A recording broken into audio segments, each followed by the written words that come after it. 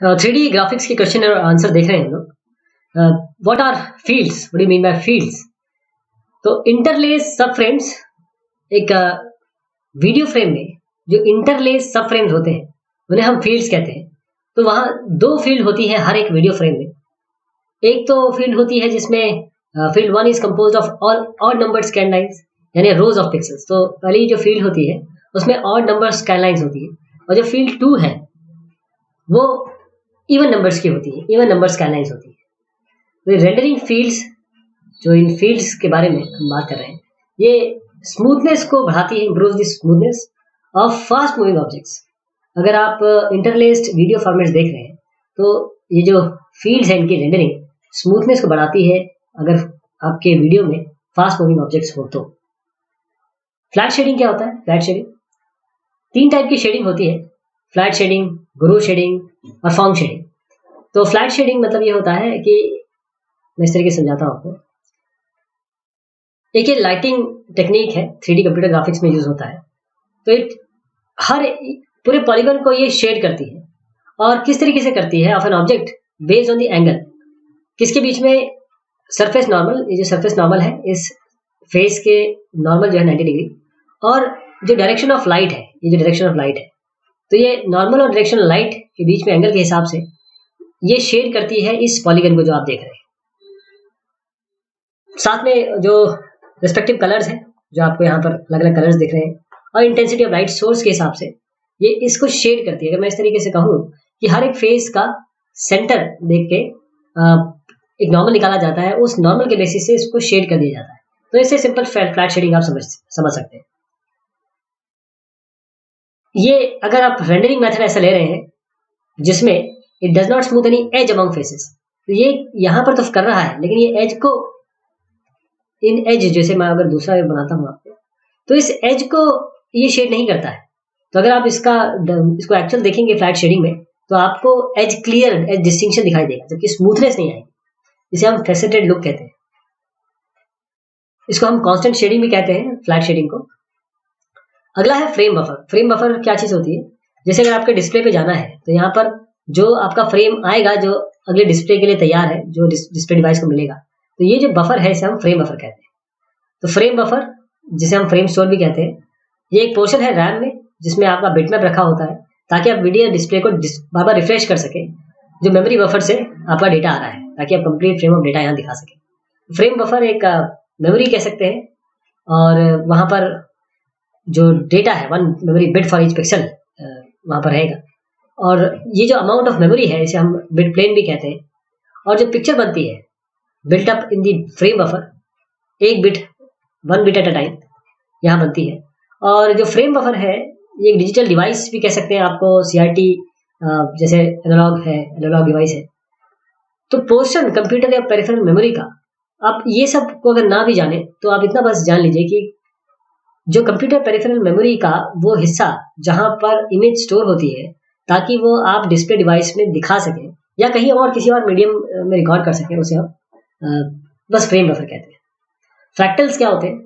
आपने देखा होगा बादल या कोई फॉग है, ह्यू है, तो इसको दिखाने के लिए आप फ्रैक्टल का उपयोग करते हैं।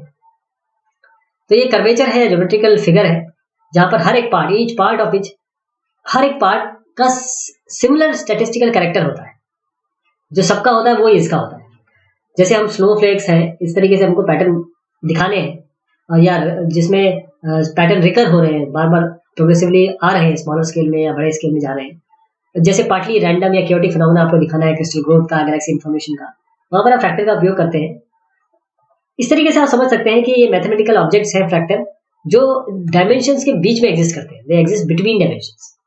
जैसे मेंडल ब्रॉड सेट है, वो आप फ्लैट इमेज की तरह दिखा सकते हैं। इसी का ये बाउंड्री है वो इनफाइनाइट डिटेल होती है, so it is possible to zoom infinitely deep in the image. तो जितना भी आप जूम जाएंगे वो पॉसिबल हो पाता है इसमें। इसलिए हम इसको 2.5D ऑब्जेक्ट कहते हैं, लेकिन 2D और 3D के बीच में आता है, इसलिए बिटवीन डायमेंशंस कहलाता है। फ्रैक्टल एल्गोरिथम कंप्यूटर ग्राफिक्स में यूज होता है ताकि आप कुछ कॉम्प्लेक्स पैटर्न दिखा सके, नेचुरल फिनोमेना दिखा सके।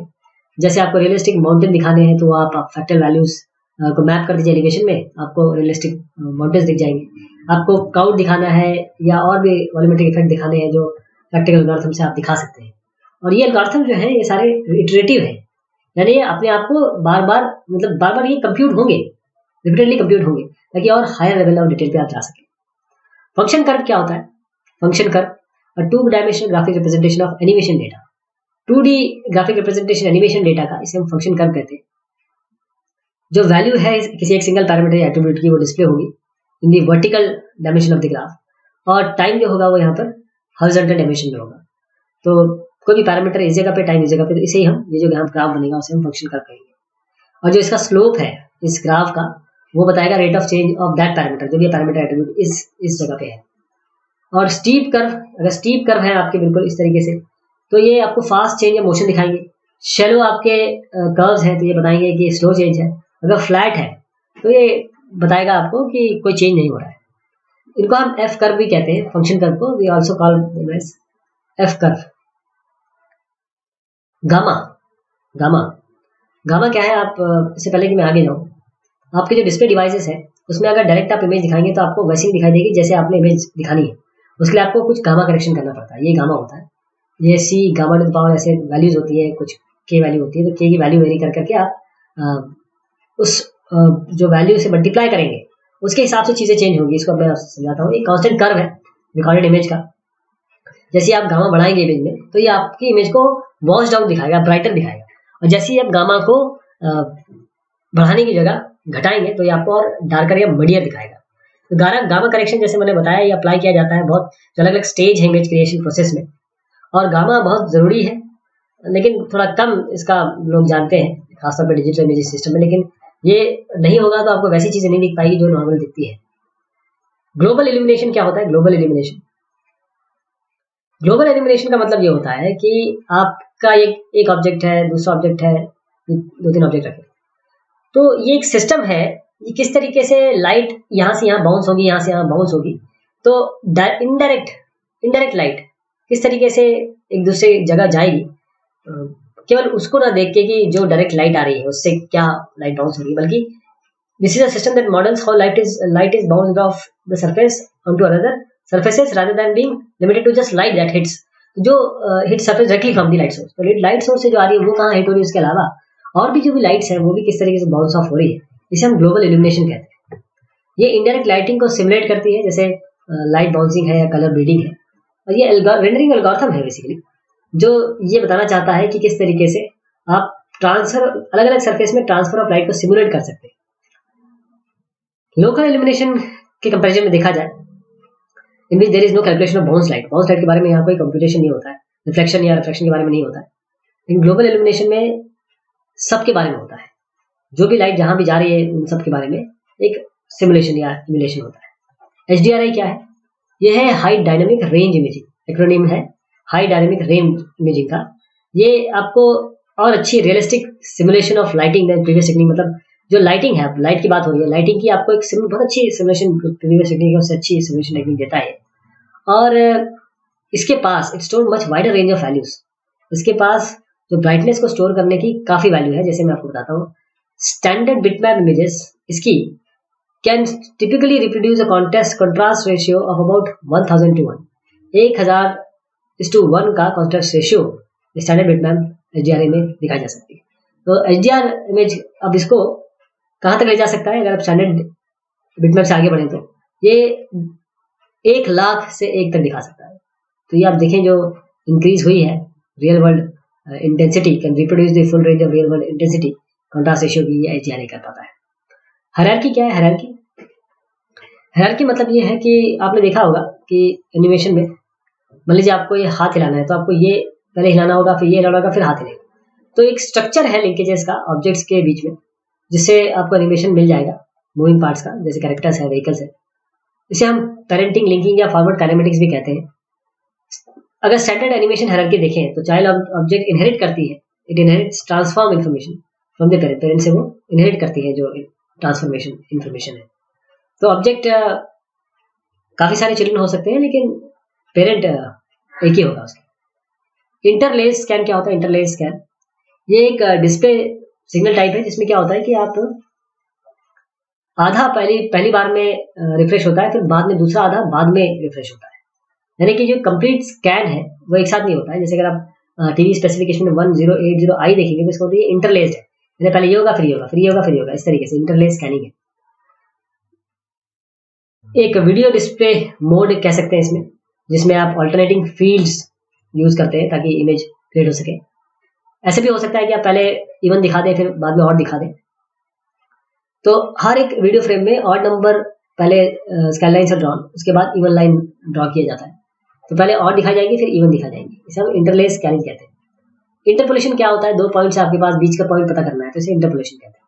तो ये मैथमेटिकल फील्ड है न्यूमेरिकल एनालिसिस की, जिसमें हम इंटरपोलेशन की मदद से डेटा पॉइंट्स ढूंढते हैं या निकालते हैं अगर आपके पास कुछ नोन डेटा पॉइंट्स हो तो calculation of values between known points, जो पॉइंट्स हैं हमें पता है उसके बीच में पॉइंट को निकालना, उसे हम इंटरपोलेशन कहते हैं। तो एक्सट्रापोलेट भी एक्सट्रापोलेशन होता है, इंटरपोलेशन होता है। तो एक्सट्रापोलेट मतलब ये दोनों पॉइंट और यहाँ की वैल्यू निकालनी है ना, इसके बीच की नहीं निकालनी, तो इसे एक्सट्रापोलेशन कहते हैं। तो यही पूरा मुद्दा है इंटरपोलेशन का। एक स्टैटिस्टिकल मेथड है, आप ये भी कह सकते हैं न्यूमेरिकल एनालिसिस में है, लेकिन एक्चुअली ये स्टैटिस्टिकल मेथड है। तो उसमें हम एस्टिमेट करते हैं कोई भी वैल्यू, ये केवल पॉइंट की वैल्यू नहीं, ये हो सकता है कोई प्राइस वैल्यू हो, मतलब 200 रुपये आज था, 500 रुपये कल है, तो या परसों है तो कल क्या था, वो आप प्राइस पता कर सकते हैं इसमें। इनवर्स काइनेमेटिक्स क्या होता है, आई के, ये एक अल्टरनेटिव है जो हायरार्किकल एनिमेशन अभी हमने देखा था उसका अल्टरनेटिव है। ये जो पोजीशन है, ओरिएंटेशन है पेरेंट ऑब्जेक्ट की, ये हम कंप्यूट करते हैं जो आखिरी चाइल्ड है या एंड इफेक्टर है उससे कंप्यूट किया जाता है। फिर जो फाइनल पोजीशन है हायरार्की की उसे हम कहते हैं आई के सोल्यूशन, इनवर्स काइनेमेटिक्स। की फ्रेम क्या होता है, की फ्रेम एक मीडिया प्रोडक्शन में की फ्रेम ये लोकेशन है टाइमलाइन पे जो बताता है विच मार्क्स द बिगिनिंग और एंड ऑफ द ट्रांजिशन। की फ्रेम बताता है कि यहाँ शुरू हो रहा है या फिर एंड हो रहा है। इसके पास स्पेशल इन्फॉर्मेशन होती है जो ये बताता है, it defines where transition should start and stop, transition कहाँ शुरू होगा कहाँ खत्म होगा। तो इसमें होता क्या है कि जो इंटरमीडिएट फ्रेम्स है उनको इंटरपोलेट किया जाता है बिटवीन टाइम्स, ताकि आप एक मोशन, एक मूवमेंट का इल्यूजन पा सके की फ्रेम। तो की फ्रेम एनिमेशन या फिल्म मेकिंग में एक ड्राइंग है जो स्टार्टिंग और एंडिंग पॉइंट्स बताती है ताकि स्मूथ ट्रांजिशन हो। ये ड्राइंग को हम कहते हैं फ्रेम, क्योंकि इनकी पोजीशन जो टाइम के हिसाब से is measured in frames on a strip of film. एक कंप्यूटर एनिमेशन में यूजर डिफाइंड वैल्यू किसी पैरामीटर के लिए at a certain point of time की फ्रेम होता है।